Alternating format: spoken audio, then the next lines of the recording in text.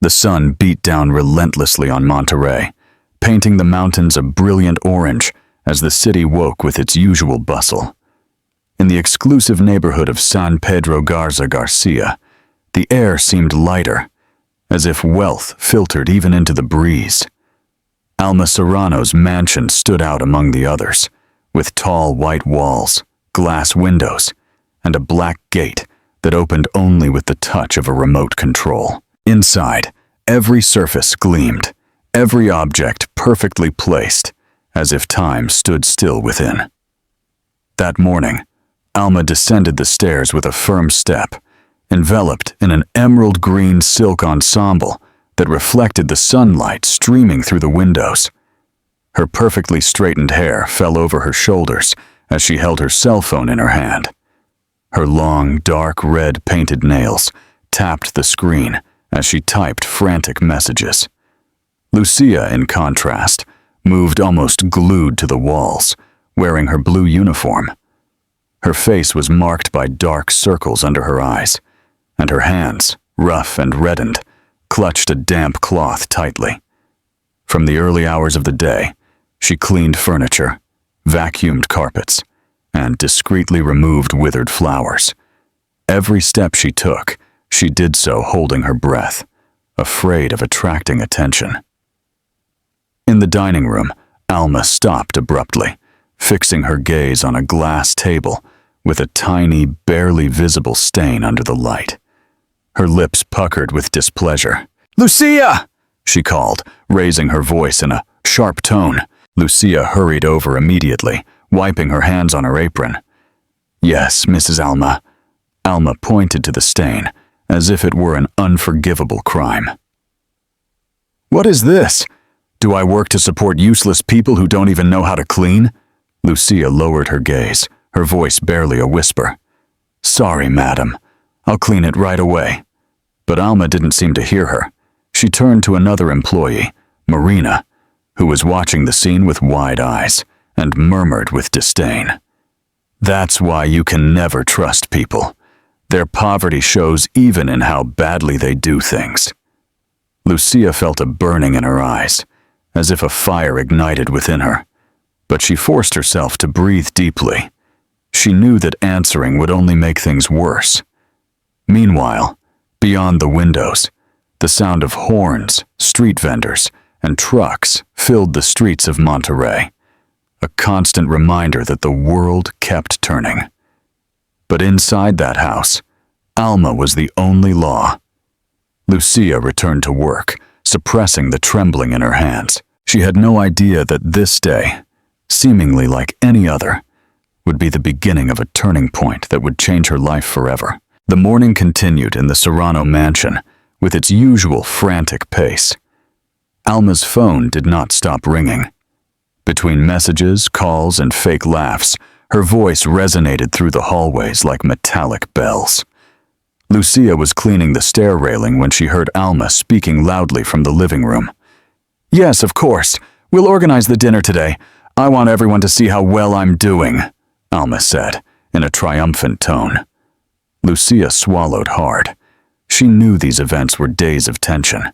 Everything had to be impeccable, and any mistake could cost her her job. Or worse. As she lowered her gaze to concentrate on cleaning, she felt Alma approach. A faint, sweet perfume announced her presence before she heard her voice, soft but loaded with venom. "Lucia," Alma said, drawing out the syllables. "I want you to clean every corner and make sure not a single crystal glass is missing tonight. Do you understand?" "Yes, Mrs. Alma," Lucia replied, lowering her gaze. "And one more thing." Alma leaned slightly towards her. "If something disappears this time, you know who I'm going to point to, right?" Lucia felt as if the floor was sinking beneath her feet. "I would never take anything that wasn't mine, madam," she said, in an almost inaudible voice. Alma let out a cold laugh. "Oh, Lucia, everyone says the same thing, until their pockets are full." She walked away, tossing her hair with arrogance, leaving Lucia with her heart pounding in her chest. As she resumed cleaning, the young woman noticed that another employee, Marina, was watching her with compassion. "Be careful, Lucia," Marina murmured in a low, barely audible voice. "Madam has been in a bad mood lately." Lucia nodded, but inside, something began to break. She felt that this house, which had been her source of livelihood for years, was becoming a cage. Outside, Monterey burned under the sun. Inside, however, the atmosphere became increasingly icy. And without knowing it, Alma had just sown the seed of the disaster to come. Night fell over Monterey, covering the city with neon lights and the distant echo of music coming from the bars. In the Serrano mansion, everything was ready for the dinner Alma had organized with such effort. The tables looked impeccable, dressed with white tablecloths and centerpieces laden with fresh flowers. The aroma of freshly cooked dishes mingled with the expensive perfume Alma sprayed on herself every time she passed in front of a mirror. Lucia ran from one side to the other, making sure every glass was perfectly aligned. Although her feet hurt and sweat ran down her back, she kept her gaze down, trying to go unnoticed. The guests began to arrive, well-dressed men and women, with loud laughs and haughty glances. Every time someone greeted Alma, they did so with sweet words, but as soon as they turned away, they whispered comments about her difficult character. In the middle of the event, Alma stood in the center of the room, glass in hand, raising her voice. "I want to toast to this night, and to everything I have achieved with my effort. Not just anyone can have what I have." The guests' laughter resonated, although some looked at each other uncomfortably. Lucia, from a corner, watched Alma as she collected empty plates. Suddenly, one of the guests, a gray-haired man named Don Roberto, approached Alma casually. "Alma, they told me the other day that money was missing from your purse. Have you found out what happened?" Alma tilted her head with a poisonous smile. "Not yet, but I have no doubt that the responsible person is here," she said, slowly turning her gaze until she fixed it on Lucia. An icy silence fell over the place. The eyes of several guests fell on Lucia, who felt her skin crawl. "Madame, I have never stolen anything," Lucia stammered with a broken voice. "That's what they all say," Alma replied, without taking her eyes off her. "And look how they end up." Marina, the other employee, tried to intervene, but Alma raised her hand, ordering her to be silent. The music continued to play, but the atmosphere had changed. A shadow of distrust floated over the mansion, while Lucia felt the walls closing in around her. That night, between forced laughs and clinking glasses, Lucia understood that something was about to break, and that she would be the first to pay the price. The next morning dawned heavy, laden with a suffocating heat that seemed to stick to the walls. In the Serrano mansion, the echo of the dinner still floated in the air like a stale perfume. Lucia arrived early, hoping things would calm down. But as soon as she entered, she found Alma in the living room, surrounded by several designer bags and documents scattered on the table. "Lucia, come here!" Alma ordered, her voice cold as marble. Lucia approached slowly, feeling a knot in her stomach. "Yes, Mrs. Alma. Last night a ring of mine disappeared. A diamond ring worth more than you will earn in your entire life," Alma said, pronouncing each word with venom. "And I want to know, where is it?" Lucia paled. "Madam, I haven't touched anything, I swear." "Enough with the swearing!" Alma shouted, hitting the table with her hand. "Search her!" Two security guards, specially hired for the events, approached Lucia. She stepped back, trembling. "Please, madam, I haven't done anything," Lucia said, tears welling up in her eyes. "Search her now," Alma insisted. The guards checked Lucia's pockets and purse. They pulled out handkerchiefs, keys, and an old coin purse. Nothing else. They didn't find the ring. Alma scoffed with disdain. Of course, you surely already handed it over to an accomplice. That's what you people do. Always trying to steal what you can never have.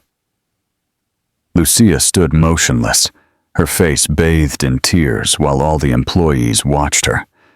Marina put a hand to her mouth, horrified. "You're fired," Alma said, finally, in a low voice, but full of hatred. "Get out of my house. I don't want to see you again." Lucia nodded, too broken to speak. She picked up her old purse, walked to the door, and stepped out into the scorching sun of Monterey. As she crossed the threshold, she felt her whole life collapsing behind her.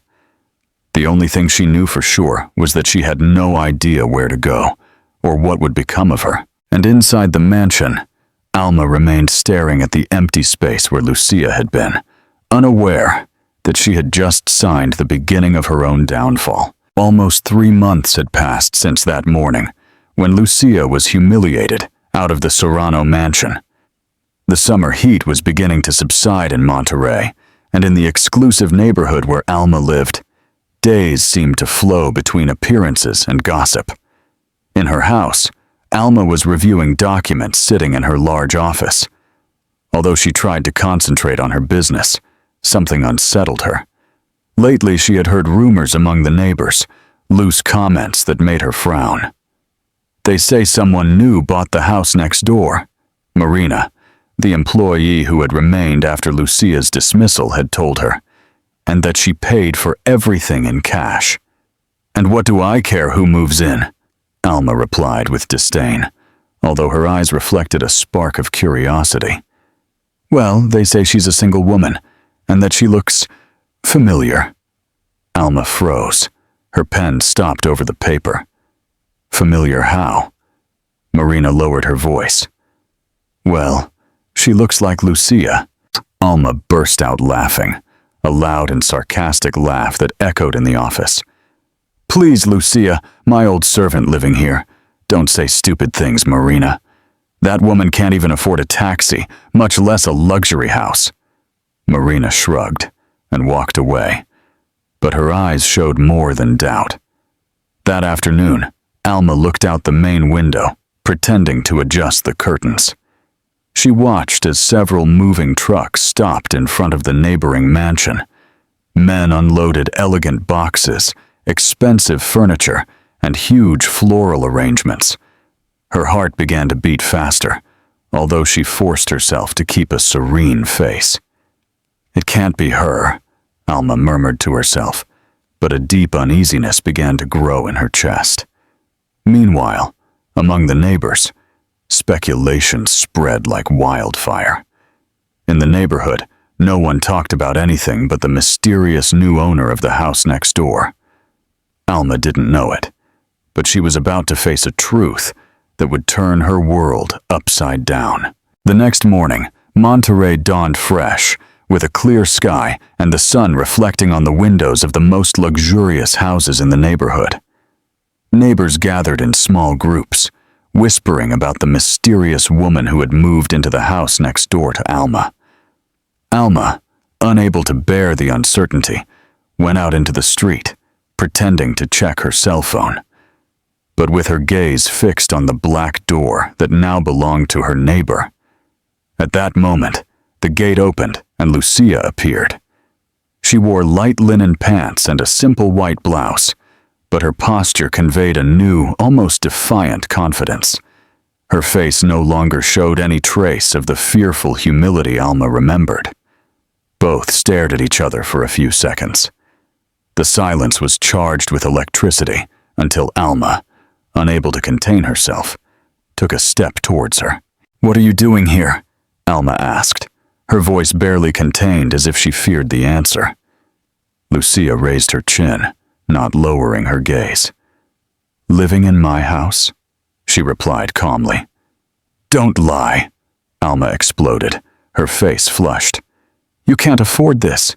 You could barely buy a coffee when you worked for me." Lucia took a deep breath before speaking. "While I worked at your house, I studied at night and saved every penny I could." 3 years ago, I started a small cleaning business on my own with 2 people. It grew. Then I signed contracts with large companies, and last month I sold my company to an international chain. Alma's eyes widened so much they looked like they would pop out. That's not possible, she murmured. Yes, it is, Mrs. Alma. I worked hard. I was humiliated many times, but I learned not to give up. So, all this, you bought it? Alma asked, looking at the house, incredulous. Every brick, Lucia said with a cold serenity, and this house cost me less than your contempt. Alma's face was disfigured, mixing fury and something very similar to fear. She realized that the woman she had despised and humiliated was now her equal, or perhaps someone much stronger. Lucia turned to enter her new house, leaving Alma paralyzed on the sidewalk with trembling hands. And for the first time, Alma felt that her world, built on power and money, was beginning to crumble. For the following days, Alma could not find peace. Every time she went out into her garden, she saw the impeccable facade of Lucia's new house and workers going in and out, renovating spaces and unloading designer furniture. The neighbors, previously only attentive to Alma, now approached Lucia curiously to greet her. Some even spoke with her in the street, admiring her story. They say she built her company by herself, one neighbor commented in a low voice. Yes, and that she sold everything for millions, another replied with eyes shining with astonishment. These murmurs burned like fire in Alma's chest. Every word about Lucia was like a blow to her pride. One afternoon, Alma decided to confront her. She left her house, crossed the street, and knocked on Lucia's door. Lucia opened it with unsettling calm. "Can I help you, Mrs. Alma?" Lucia asked, without losing her courtesy. Alma looked at her with contained rage. "I want to know what you're planning. Living here just to rub what you have in my face, to make me look like a fool in front of the whole neighborhood?" Lucia took a deep breath. "I'm not planning anything against you. I'm just living my life." "Don't give me that speech," Alma snapped, raising her voice. "Everyone talks about you. They adore you because they think you're an example of overcoming hardship." Lucia lowered her gaze for just a second, and when she raised it again, her eyes shone with determination. "And why does it bother you so much, madame? Because you can no longer humiliate me? Or because you realize that you, with all your money, have never built anything for yourself?" Alma was speechless, breathing heavily. Lucia continued, her voice firm, but without resentment. "I don't need to be adored. I'm not looking for revenge. But I'm not going to hide anymore. I worked hard. I got up after every fall, and I refused to be the woman you wanted to destroy." Alma pressed her lips together, trying to hold back tears that were welling up. For years, she had believed that people like Lucia didn't matter, that they were condemned to serve her. But there she stood, on her own 2 feet, mistress of her life, and of a house identical to hers. Alma stammered, but she couldn't find the words. Lucia looked at her gently. "I wish you peace, Mrs. Alma.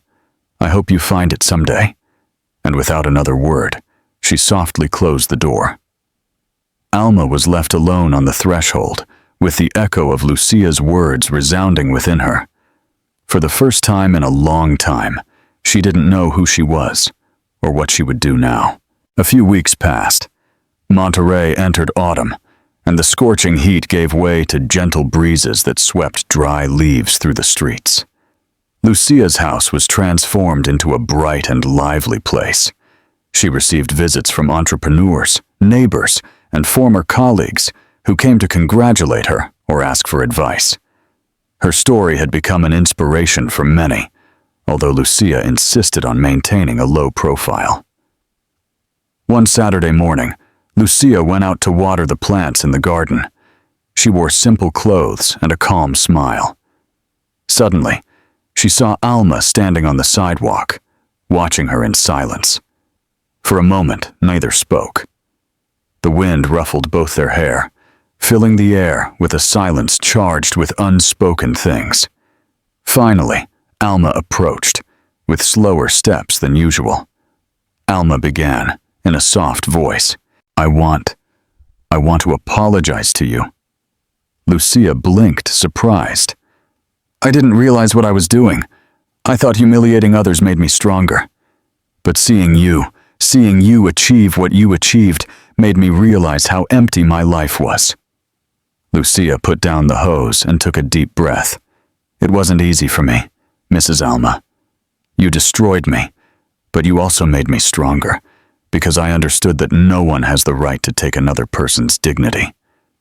Alma nodded with silent tears running down her face. "I don't expect you to forgive me. I just wanted to say it." Lucia looked at her for a long time, with a mixture of compassion and firmness. "I don't forget what happened, but I also don't want to carry hatred in my life. I hope you find your way." Alma nodded again, and, without saying anything else, slowly walked away. Lucia watched her leave. She felt a strange peace, as if she had finally released an immense weight she had been carrying in her chest. That afternoon, as the sun gilded the mountains of Monterey, Lucia entered her house ready to begin a new stage, not only as a successful businesswoman, but as a woman who had learned to defend her place in the world. And although the wound of what she had lived remained, she knew that her story was no longer that of a humiliated woman, but of someone who, by her own merit, had conquered her freedom.